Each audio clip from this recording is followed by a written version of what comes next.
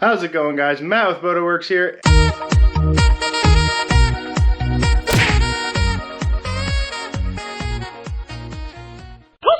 And behind me, I have a 15,000 mile service on my old Kawasaki ZX14. Let's show you where we're at with it.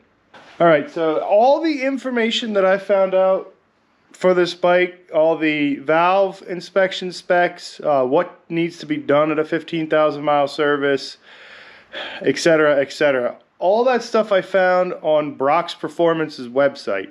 And I'll do my best to try and attach a link that'll take you directly to this bike. But if it doesn't work, it's super simple. I'll show you over on the screen here. So you just get on Brock's Performance website. You scroll all the way to the bottom of the page.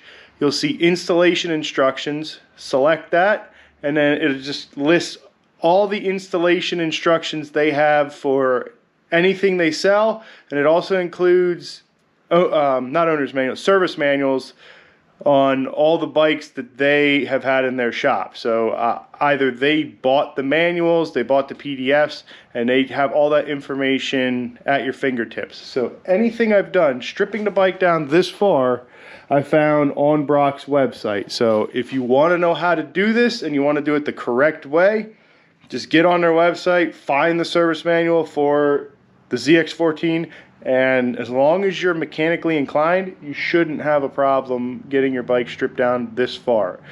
If you're uncomfortable at all to this point, getting a bike to this point, don't do it. Take it to a shop. Take it to somebody that you rely on. But for me, this is just another day. So I'm going to show you a valve inspection, kind of the condensed version. All right, before you start the valve inspection, you want to make sure that everything looks nice and clean in the cylinder head and nothing, you don't see any odd wear on the cam lobes or anything like that going on. That's the very first thing you want to do, because there's no point in checking the valves if your cam lobes are worn out. So just go around, check them as best you can, and as you're spinning the engine over, just keep checking at different points in the rotation. And just make sure that your lobes still look good. There's no real scoring. Check for any sludge up in the top end of the engine. Everything here, the oil's a little dirty, but it's all looking good. The surfaces of the cam lobes look good. Nothing going on there. Now I have this set up. It's on the compression stroke for the #1 cylinder. And to indicate that, if you look in the manual, you'll line up this T1 and 4. So that is top dead center on the compression stroke for either cylinder 1 or cylinder 4. This side here is cylinder number 4. On the other side is cylinder number 1. So when you're doing a valve inspection, is lay out your cylinders 1 through 4, or however many cylinders your bike has. Put the spec on the sheet somewhere so that it's easily seen and you know what the valve spec is. And then what I like to do is I like to pull out a range of feeler gauges. So the minimum spec for the intake valve is 59 thousandths. So I grab a 5 thousandths feeler gauge, and then the max spec is 79 thousandths, so I grab an 8 thousandths feeler gauge. And I'll kind of show you the best way I do this here. Now I've already done the valve inspection, and as you can see I don't have anything written down because all the valves were within spec. And as long as the valves are within spec, I don't find it necessary to write down where they measured at, because as you'll see in a second here, I don't really check the valves. But yeah, let's go over my process and how I go about checking the valve specs.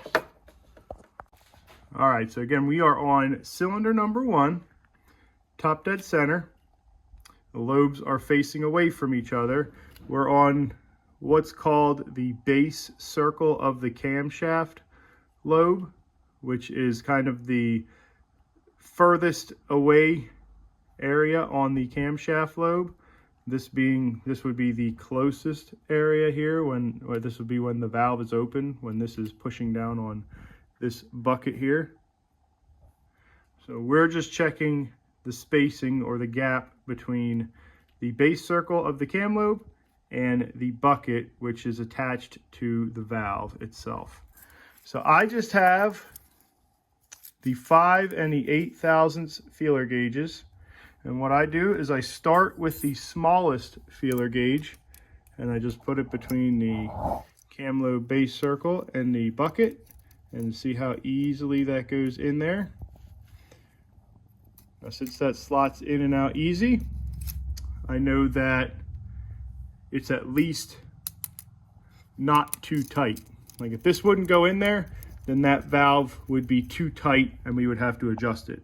Since this 5 thousandths slots in there no problem, I know that the valve's not too tight. I then step it up to the 8 thousandths, and if this doesn't go in there, which if you push it in there, you can hear it actually pop out, like it's wedging itself in there. Now I'm not putting a lot of pressure on this, and you don't want to force this stuff in. All right, now when I say I'm inserting this feeler gauge not too firmly, valve clearance, when you're actually feeling for valve clearance, this is the resistance you want to feel. So what I have here is a magnet. I just wiped it off, cleaned off any debris, because I am going to be using this to check the valves.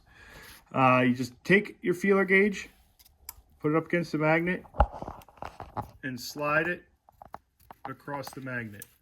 That's all the resistance that you should feel when you have something properly clearanced. So that's all the resistance you want to feel. It's not a lot, like I said, so you don't want to go jamming the feeler gauge in between the lobe and the bucket on the engine. So again, like I said, all these are within spec because I used the minimum valve clearance and the maximum valve clearance, and as long as it goes in on the minimum clearance and it does not go in on the maximum clearance, those valves are within spec.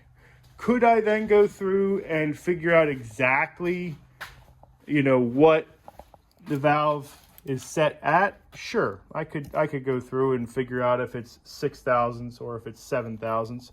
But realistically, if I don't have to make an adjustment, the valves are within spec and it's not a big deal. It doesn't matter if it's a little bit tighter or a little bit looser. There's a valve spec and there's a range for a reason.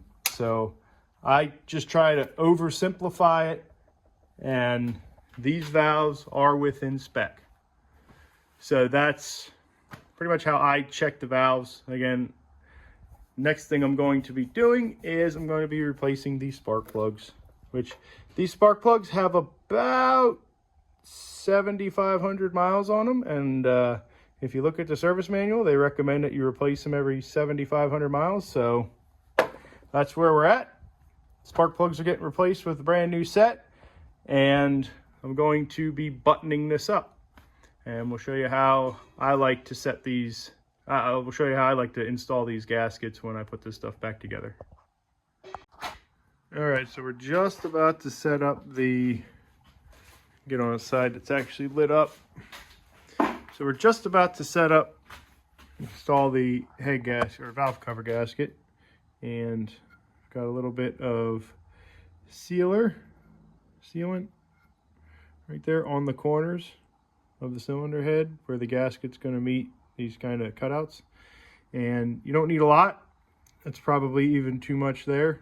And then don't worry about making a mess here. When you put the gasket on, tighten everything down, you can wipe all that excess off of there. But it's not a lot. You don't need to go crazy on this stuff. The last thing you want is a piece of that breaking off and getting down into your engine and clogging up the works. So sealant is down. Now I just got to plop the gasket on. I installed new spark plug hole gaskets.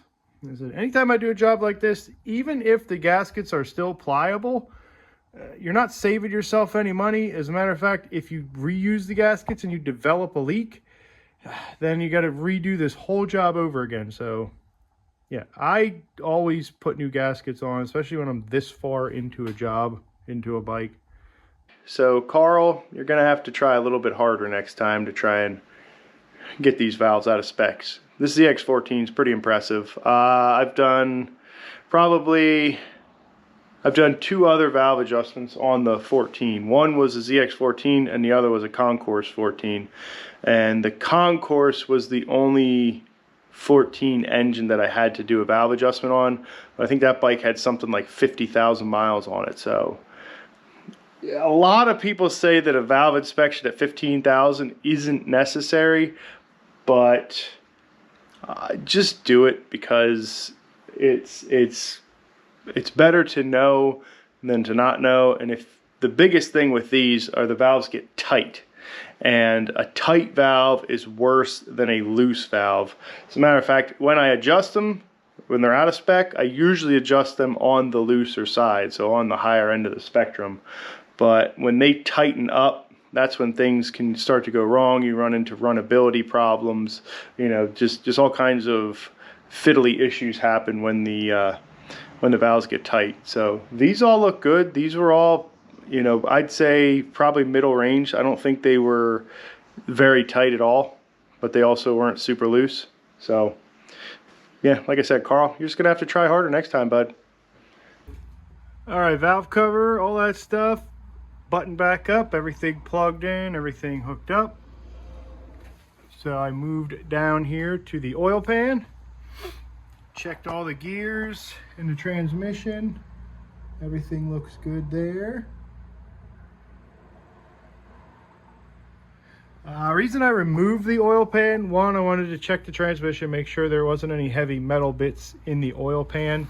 And two, I've heard a lot of guys on different forums, different Facebook groups, even some videos where they say drop the oil pan and check your oil pickup screen. Especially if you're doing high-speed runs, which this did several high-speed runs. It's been to the drag strip a lot.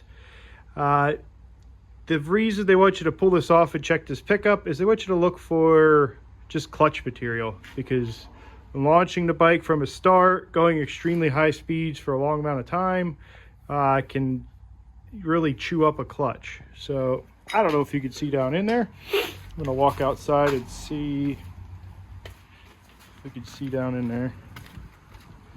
Now, I don't know if this is 100% necessary to do, but this one was clear. I didn't have any clutch material inside the oil pickup. And the screen looked nice. Everything looked clear. This should be just fine. But the screen is the length of this. That's all the screen in there. And if you start to get it clogged up with clutch material, this is where your oil comes from. The oil pump draws the oil up through this like a straw.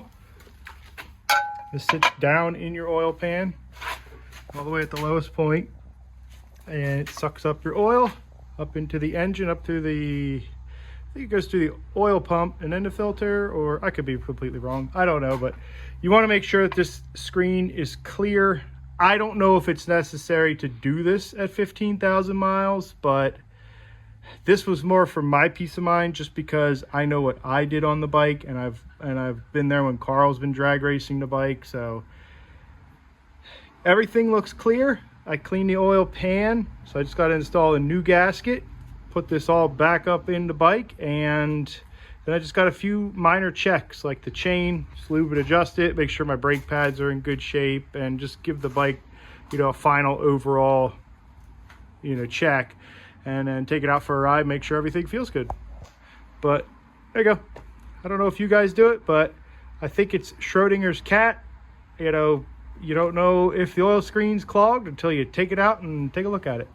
We lucked out here. This one looks good, which means I'm not going to pull the clutch cover off, because if there's no clutch material in there, then I am fairly confident, since there's been no complaints of the clutch slipping, that we don't have to go to that extent. So sweet, making good progress on her. We're almost done.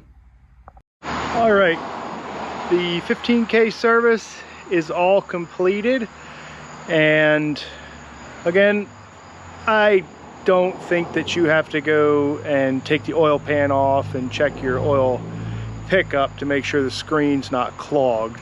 Again, that was something that I did specifically for this bike because of all the abuse that it's seen, you know, drag strip, high speed runs, and even after all of that, it still looked pretty clear. So unless you're really hammering on this bike, I don't really see it necessary to pull that off. Or if, let's say, your clutch is completely shot, that material's got to go somewhere, and more than likely it's going to find its way to the bottom of the pan, and eventually the oil pump's going to try and suck it up, but it'll probably clog that screen and give you a lot of problems.